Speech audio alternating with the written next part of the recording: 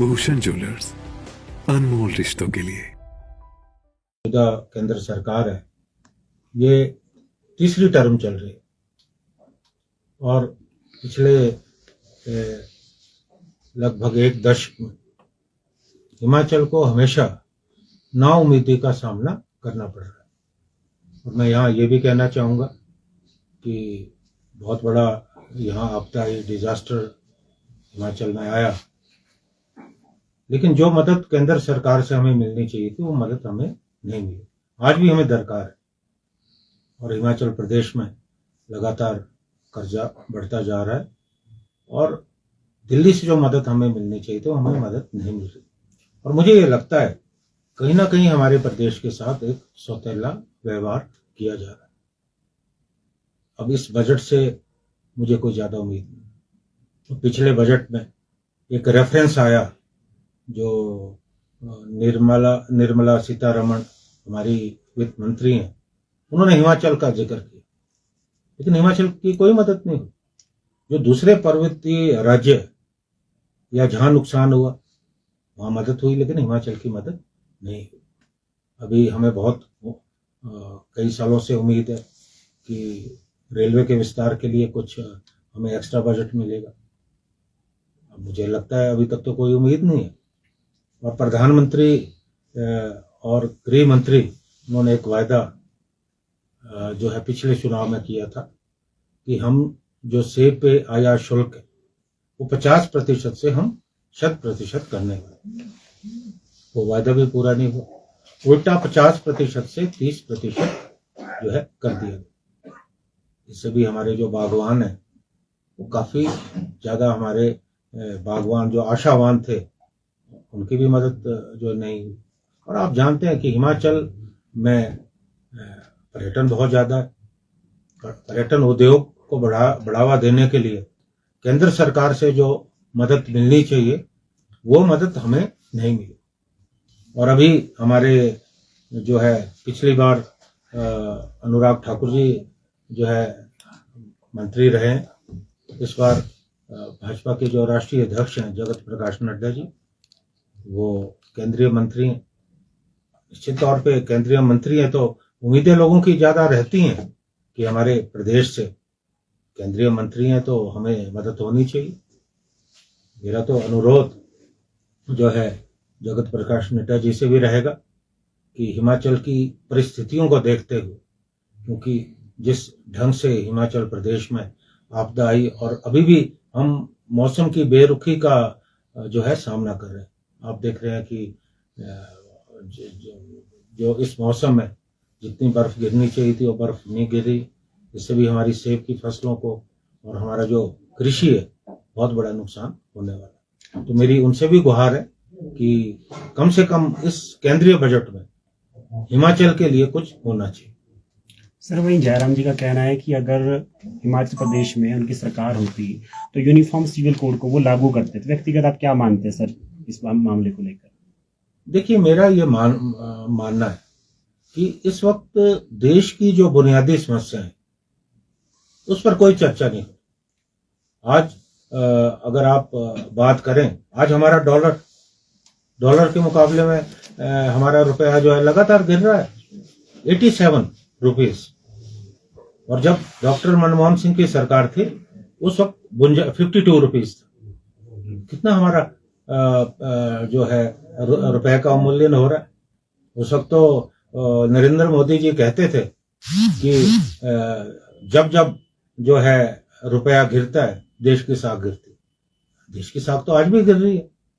और अगर मैं ये कहूं कि इस वक्त जिस तरह से जीएसटी वसूला जा रहा है, हर वर्ग, चाहे आप मध्यम वर्ग की बात करो, निम्न मध्यम वर्ग की बात करो, या जो गरीब लोग हैं वो प्रताड़ित हैं। ये सरकार तो पूंजीपतियों की मदद कर रही है। बड़े बड़े जो पूंजीपति है उनके लोन माफ हो रहे हैं, गरीबों को क्या मिल रहा है। और आज बेरोजगारी लगातार बढ़ रही है, निजीकरण हो रहा है। आपने एयर इंडिया निजी हाथों में सौंप दिया, आप रेलवे स्टेशन सौंप रहे हैं, आप हवाई अड्डे सौंप रहे हैं, और आगे क्या क्या आप निजी हाथों में देने वाले हैं, उसकी एक लंबी फहरिस्त है। लगातार बेरोजगारी बढ़ रही है। हर साल 2 करोड़ युवाओं को रोजगार देने की बात हुई थी। यहाँ तो 2 करोड़ तो छोड़िए, बेरोजगारों की संख्या दिन प्रतिदिन बढ़ रही है, कुछ नहीं हो रहा। आज लोगों का ध्यान बुनियादी समस्याओं से भटकाया जा रहा है। महंगाई लगातार बढ़ रही है, गरीब के जेब पे लगातार बोझ बढ़ रहा है। आज इन बुनियादी मुद्दों को से लोगों का ध्यान हटाने के लिए राजनीतिक धार्मिक आस्था के नाम पे ध्रुवीकरण किया जा रहा है, सांप्रदायिक ध्रुवीकरण किया जा रहा है। मुझे लगता है कि आज बजाय इस तरह के मुद्दाहीन जो नीति है इनकी, आप जो बेसिक समस्या है उनकी तरफ ध्यान दें ना। आप महंगाई की तरफ आपकी क्या सोच है? आप बेरोजगारी को दूर करने के लिए कौन सी कोशिश कर रहे हैं? और हमारी जो विदेश नीति है लगातार आप देख रहे होंगे कि असफल साबित हो रही। आज हमारी कोई विदेश नीति की अगर मैं बात करूं, हमारे जो छोटे छोटे हमारे पड़ोसी हैं उनके साथ भी हमारे अच्छे संबंध नहीं। बांग्लादेश में क्या हो रहा है आप देख रहे हैं, नेपाल, मालदीव, श्रीलंका जैसे मुल्क जिनकी हमने बहुत मदद की है, वहां भी वो भी मुल्क आज हमारे साथ विदेशी मोर्चे पे भी हम लगातार असफल साबित हो रहे। तो कोई भी there is no silver lining. तो मुझे ये लगता है कि ये जो जयराम जी ने बात कही, ये खाली बुनियादी समस्याओं से लोगों का ध्यान हटाने का जो है प्रयास किया जा रहा है। सर, ऐसी खबरें है कि चंडीगढ़ नगर निगम चुनाव की जो पहल आप कर रहे हैं, आपको कमान दी जा रही है उसकी? जी, हाँ, अभी वहां नगर निगम के चुनाव होने हैं, मेयर डिप्टी मेयर का होना है, तो पार्टी ने मुझे वहां का प्रभारी बनाया है, ऑब्जर्वर बनाया है। और आप जानते हैं कि वहां पहले बहुत बड़ी गड़बड़ हुई, पूरे देश ने देखा, और सुप्रीम कोर्ट ने जो है जब हस्तक्षेप किया उसके बाद वहां चुनाव हुए, और अब दोबारा से वहां चुनाव हो रहे हैं। अभी मैं पिछले दिनों चंडीगढ़ था, लेकिन वो क्योंकि मामला कोर्ट में गया तो इस कारण अभी वो चुनाव डिले हो रहे हैं। जैसे ही नोटिफिकेशन आती है तो उसके बाद मैं चंडीगढ़ जाकर इस बात की कोशिश करूंगा कि वहाँ कांग्रेस पार्टी और जो सहयोगी दल है हमारा नगर निगम जो है बने। कांग्रेस जो है लगातार ये केंद्र सरकार पर आरोप लगाती है, जो कांग्रेस शासित राज्य है उनको अनदेखा किया जा रहा है, जहां भाजपा कहती है कि हम भरपूर मदद कर रहे हैं। क्या कहने कहेंगे इस विषय पे आप? देखिए, मैंने एक बात स्पष्ट तौर पे विधानसभा के अंदर भी कही, मैंने ऑन रिकॉर्ड बात कही, क्योंकि जब भी भारतीय जनता पार्टी के जो भी केंद्रीय नेता यहाँ आते हैं या हमारे पूर्व मुख्यमंत्री या और नेता, वो एक बात कहते हैं कि हमने हिमाचल की बहुत ज्यादा मदद की। वो आंकड़े लेके आते हैं कि इतने करोड़ हमने मदद की। मैंने एक बात कही विधानसभा के अंदर, जो आज मैं फिर से दोहराना चाहता हूं, कि आप श्वेत पत्र लेके आए, आप व्हाइट पेपर लेके आए कि आपने हिमाचल की कितनी मदद की। अब जो केंद्र नीति योजना है यहाँ चल रही है, अब उसका पैसा भी आप मदद में जोड़ रहे हैं, वो तो मदद नहीं हुई ना। अभी आपदा के समय लगभग 10,000 करोड़ का हमारे प्रदेश का नुकसान हुआ, लेकिन उसकी भरपाई तो हुई नहीं। और खाली हिमाचल की बात नहीं है, जहां भी गैर भाजपा सरकार है वहां ये हो रहा है, अनदेखी की जा रही है, सरकारों को अस्थिर किया जा रहा है। आज मैं सुबह अखबार में पढ़ रहा था, अभी चुनाव आयोग को जो डाटा दिया गया कि किस पार्टी के पास कितना पैसा, 7,000 करोड़ भारतीय जनता पार्टी। हम तो कहीं मुकाबले में खड़े नहीं है, दूसरे दल तो खड़े नहीं। आज इतना पैसा कहां से आ रहा है?